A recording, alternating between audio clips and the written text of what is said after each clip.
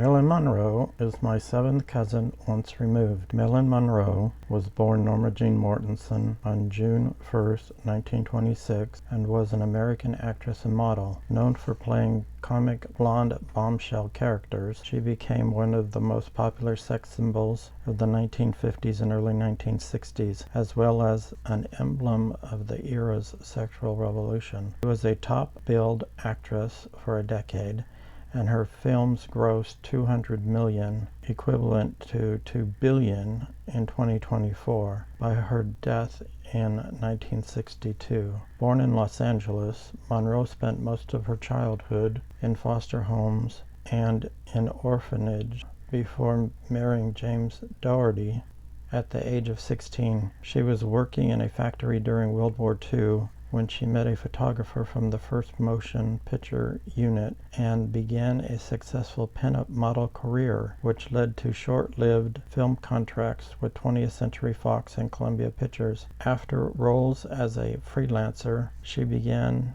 a longer contract with Fox in 1951, becoming a popular actress with roles in several comedies, including As Young as You Feel and Monkey Business, and in the dramas Clash by Night and Don't Bother to Knock. Monroe faced a scandal when it was revealed that she had posed for nude photographs prior to fame, but the story resulted in increased interest in her film. Monroe became one of the most marketable Hollywood stars in 1953. She had leading roles in the film noir Niagara, which overtly relied on her sex appeal, and the comedies Men Prefer Blondes and How to Marry a Millionaire, which established her star image as a dumb blonde. The same year, her nude images were used as the centerfold and cover of the first issue of Playboy.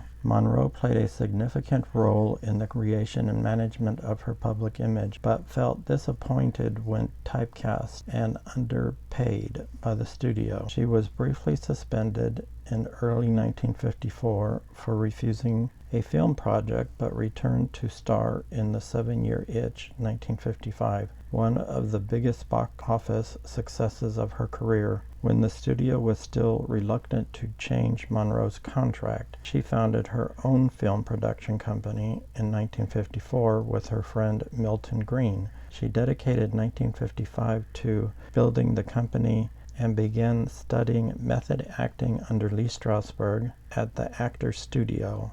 Later that year, Fox awarded her a new contract, which gave her more control and a larger salary. Her subsequent roles included a critically acclaimed performance in Bus Stop, 1956, and her first independent production in The Prince and the Showgirl in 1957, for which she received a BAFTA nomination. She won a Golden Globe for her role in Some Like It Hot, 1959, a critical and commercial success. Her last completed film was the drama The Misfits, 1961. Marilyn Monroe married James Dougherty on June 19, 1942. In April 1944, Dougherty was shipped out to the Pacific, where he remained for most of the next 2 years. After Dougherty left, Monroe moved in with Dougherty's parents, and in January 1945 she began modeling for Conover and his friends. Defying her deployed husband and his disapproving mother, she moved on her own and signed a contract with the Blue Book Model Agency in August 1945. She was featured mostly in advertisements and men's magazines. She straightened her hair. It was naturally curly brown and dyed it platinum blonde. According to Emmeline Sively, the agency's owner, Monroe quickly became one of its most ambitious and hardworking models. By early 1946, she had appeared on 33 magazine covers for publication, such as Pageant, U.S. Camera, Laugh, and Peak. As a model, Monroe occasionally used the pseudonym Jean Norman. Through Snively, Monroe signed a contract with an acting agency in June 1946. After an unsuccessful interview at Paramount Pictures, she was given a screen test by Ben Lyon, a 20th Century Fox executive. Head executive Darryl F. Zanuck was unenthusiastic about it, but he gave her a standard 6-month contract to avoid her being signed by a rival studio, RKO Pictures. Monroe's contract began in August 1946, and she and Lyon selected the stage name Marilyn Monroe. The first name was picked by Lyon, who was reminded of Broadway star Marilyn Miller. The surname was Monroe's mother's maiden name. In September 1946, she divorced Doherty, who had been opposed to her career. Monroe spent her first 6 months at Fox learning acting, singing, and dancing, and observing the filmmaking process. Her contract was renewed in February 1947, and she was given her first film roles, bit parts in Dangerous Years, 1947, and Skudda Hoo, Skudda Hey in 1948. The studio also enrolled her in the Actors Laboratory Theater, an acting school teaching the techniques of the group theater. She later stated that it was my first taste of what real acting in a real drama could be, and I was hooked. Despite her enthusiasm, her teachers thought her too shy and insecure to have a future in acting, and Fox did not renew her contract in August 1947. She returned to modeling while also doing occasional odd jobs at film studios, such as working as a dancing pacer behind the scenes to keep the leads on point at musical sets. Monroe was determined to make it as an actress and continued studying at the Actors Lab. She had a small role in the play Glamour Preferred at the Bliss Hayden Theater, but it ended after a couple of performances. To network, she frequented producers' offices, befriended gossip columnist Sidney Goldsky, and she entertained influential male guests at studio functions, a practice she had begun at Fox. She also became a friend and occasional sex partner of Fox executive Joseph M. Schnick, who persuaded his friend Harry Cohen, the head executive of Columbia Pictures, to sign her in March 1948.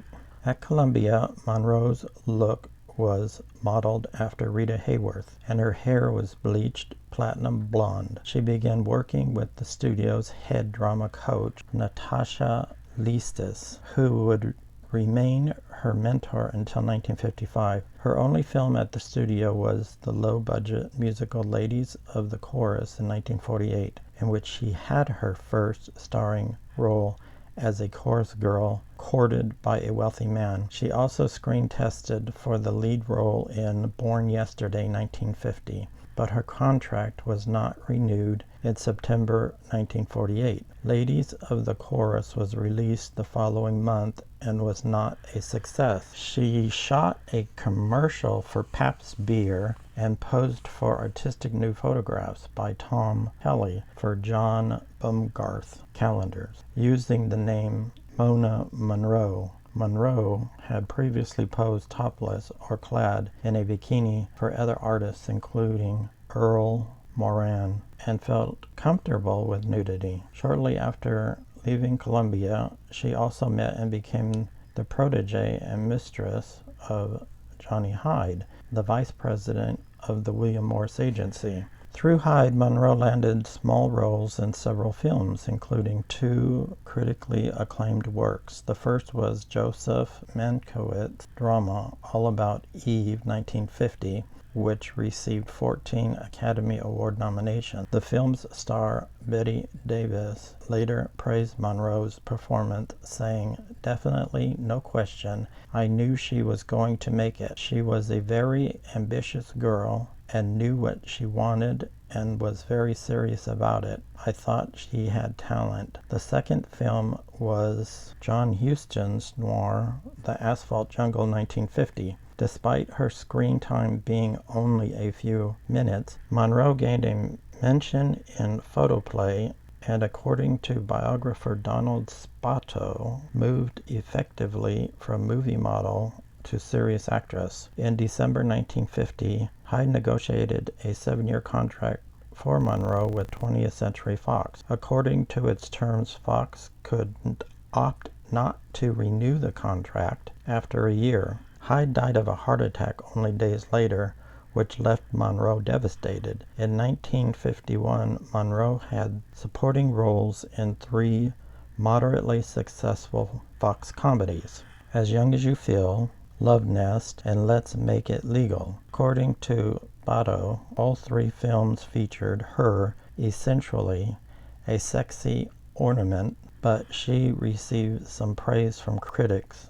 Bosley Crowther of the New York Times described her as superb in As Young as You Feel, and Ezra Goodman of the Los Angeles Daily News called her one of the brightest up-and-coming actresses for Love Nest. In her private life, Monroe had a short relationship with director Elia Kazan and also briefly dated several other men, including director Nicholas Ray and actor Yul Brynner and Peter Lawford. In early 1952, she began a highly publicized romance with retired New York Yankees baseball star Joe DiMaggio, one of the most famous sports personalities of the era. Monroe found herself at the center of a scandal in March 1952 when she revealed publicly that she had posed for a nude calendar in 1949.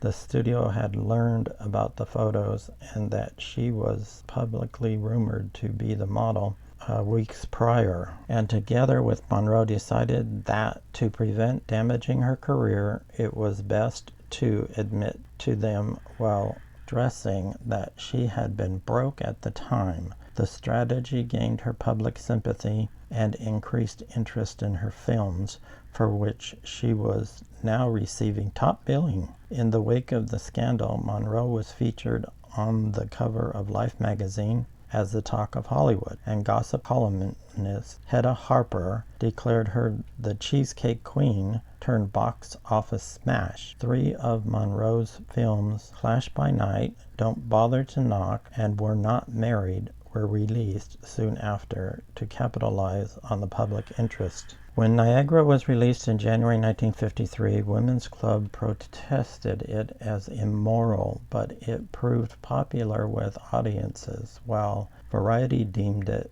cliché and morbid. The New York Times commented, although Monroe may not be the perfect actress at this point, she can be seductive. Monroe continues to attract attention by wearing revealing outfits, most famously at the Photoplay Awards in January 1953, where she won the Fastest Rising Star Award. She had on a pleated, sunburst, waist-tight, low-cut gold lame dress designed by William Travella for Gentlemen Prefer Blondes, but barely seen at all in the film, was to become a sensation. Joan Crawford publicly called the behavior unbecoming an actress and a lady. Niagara made Monroe a sex symbol and established her look. Her second film of 1953, the satirical musical comedy Gentlemen Prefer Blondes, cemented her screen persona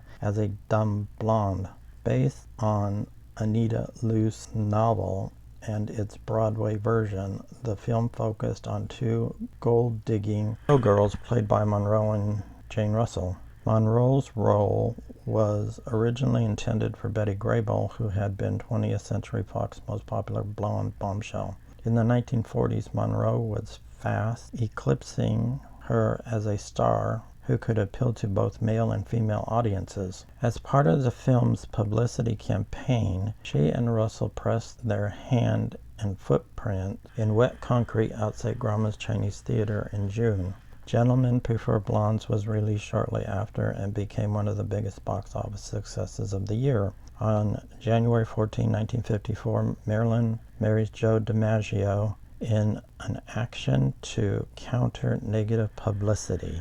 In September 1954, Monroe began filming Billy Wilder's comedy The 7-Year Itch, starring opposite Tom Ewell, as a woman who becomes the object of her married neighbor's sexual fantasies in Hollywood. Although the film was shot in Hollywood, the studio decided to generate advance publicity by staging the filming of a scene in which Monroe is standing on a subway grate with the air blowing up the skirt of her white dress on Lexington Avenue in Manhattan. The shoot lasted for several hours and attracted nearly 2,000 spectators. The subway grate scene became one of Monroe's most famous, and The 7-Year Itch became one of the biggest commercial successes of the year after its release in June 1955. The publicity stunt placed Monroe on international front pages, and it also marked the end of her marriage to Joe DiMaggio. The union had been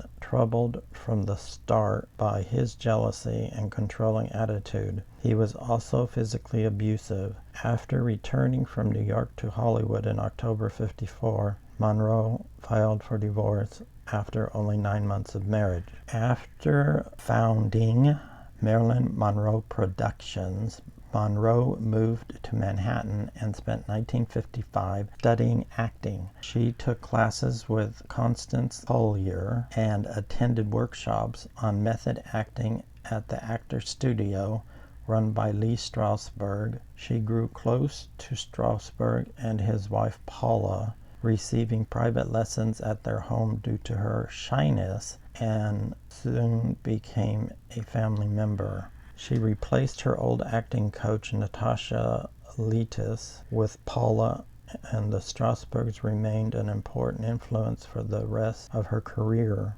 Monroe also started undergoing psychoanalysis, as Strasberg believed that an actor must confront their emotional traumas and use them in their performances. Monroe continued her relationship with DiMaggio despite the ongoing divorce process. She also briefly dated actor Marlon Brando. She began a more serious affair with playwright Arthur Miller. Their relationship became increasingly serious after October 1955, when Monroe's divorce was finalized and Miller left his wife Mary Slattery. The studio urged her to end it, as Miller was being investigated by the FBI for allegations of communism and had been subpoenaed by the House Un-American Activities Committee, but Monroe refused. The relationship led to the FBI opening a file on her. On June 29, 1956, Monroe and Miller were married. Bus Stop was released in August 1956 and became a critical and commercial success. The Saturday Review of Literature wrote that Monroe's performance effectively dispels once and for all the notion that she is merely a glamour personality, and Crowther proclaimed, "Hold onto your chair, everybody, and get set for a rattling surprise. Marilyn Monroe has finally proved herself an actress." She also received a Golden Globe nomination for Best Actress in a Leading Role, Musical or Comedy, for her performance. In August, Monroe also began filming The Prince and the Showgirl at Pinewood Studios in England, based on a 1953 stage play by Terence Rattigan. It was to be directed and co-produced by and to co-star Laurence Olivier. The production was complicated by conflicts between him and Monroe. Olivier, who had also directed and starred in the stage play, angered her with the patronizing statement, "All you have to do is be sexy," and with his demand that she replicate Vivien Leigh's stage interpretation of the character. He also disliked the constant presence of Paula Strasberg, Monroe's acting coach, on set. In retaliation, Monroe became uncooperative and began to deliberately arrive late, later saying, "If you don't respect your artists, they can't work well." Monroe also experienced other problems during the production. Her dependence on pharmaceuticals escalated. Monroe returned to Hollywood in July 1958 to act opposite Jack Lemmon and Tony Curtis in Billy Wilder's comedy on gender roles, Some Like It Hot. She considered the role of Sugar Cane Another Dumb Blonde, but accepted it due to Miller's encouragement and the offer of 10% of the film's profits on top of her standard pay. The film's difficult production has since become legendary. Monroe demanded dozens of retakes and did not remember her lines or act as directed. Curtis famously said that kissing her was like kissing Hitler due to the number of retakes. Monroe privately likened the production to a sinking ship and commented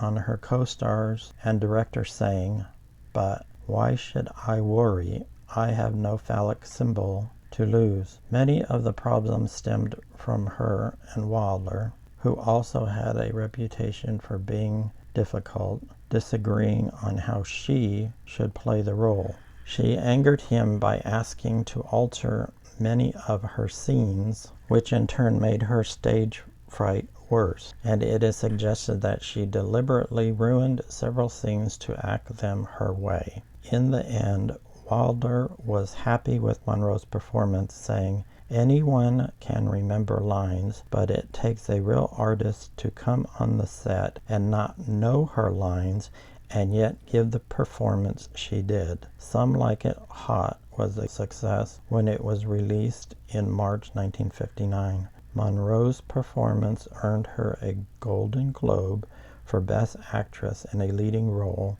Musical or Comedy, and prompted Variety to call her a comedian with that combination of sex appeal and timing that just can't be beat. The last film Monroe completed was John Huston's The Misfits, 1961, which Miller had written to provide her with a dramatic role. She played Rosalind, who has just received a quickie divorce in Reno, Nevada, and befriends three aging cowboys, played by Clark Gable, Eli Wallach, and Montgomery Clift. The filming in the Nevada desert between July and November 1960 was difficult. Monroe and Miller's marriage was effectively over, and he began a relationship with an on-set photographer, Ingrid Morath. Monroe resented that he had based Rosalind partly on herself and thought the character inferior to the male roles. She also struggled with Miller's habit of rewriting scenes the night before filming. Her health was also failing. She was in pain from gallstones, and her drug addiction was so severe that her makeup usually had to be applied while she was still asleep, under the influence of barbiturates. In August, filming was halted for her to spend a week in a hospital detox. Despite her problems, Huston said that when Monroe was acting, she was not pretending to an emotion. It was the real thing. She would go deep down within herself and find it and bring it up into consciousness. Monroe, holding a hat and standing in the middle of a crowd of people, facing the camera. On her right is Gable, and on her left is Winwood. The Misfits was the final complete film of Monroe and Gable, who both died within 2 years. Monroe and Miller separated after filming ended, and she obtained a Mexican divorce in January 1961. The Misfit was released the following month, failing at the box office. Monroe lived at 12305 5th Helena Drive in Brentwood, a neighborhood of Los Angeles. Her housekeeper, Eunice Murray, was staying overnight at the home on the evening of August 4, 1962. Murray woke at 3 a.m. on August 5th and sensed that something was wrong. She saw light from under Monroe's bedroom door, but was unable to get a response and found the door locked. Murray then called Monroe's psychiatrist, Ralph Greenson, who arrived at the house shortly after and broke into the bedroom through a window. He found a nude Monroe dead in her bed, covered by a sheet, with her hand clasped around a telephone receiver. Monroe's physician, Hyman Engelberg, arrived at around 3:50 a.m. and pronounced her dead. At 4:25 a.m., the Los Angeles Police Department was notified. Monroe died between 8:30 p.m. and 10:30 p.m. on August 4th. Monroe's funeral, held at the West Village Memorial Park Cemetery on August 8th, was private and attended by only her closest associates. The service was arranged by DiMaggio, Bernice Baker Miracle, Monroe's half-sister, and Monroe's business manager, Inez Melson. DiMaggio was the only one of her ex-husbands to attend. He barred most of Hollywood from attending and believed that they had a responsibility for her death. Hundreds of spectators crowded the streets around the cemetery. Monroe was later tombed at the Corridor of Memories.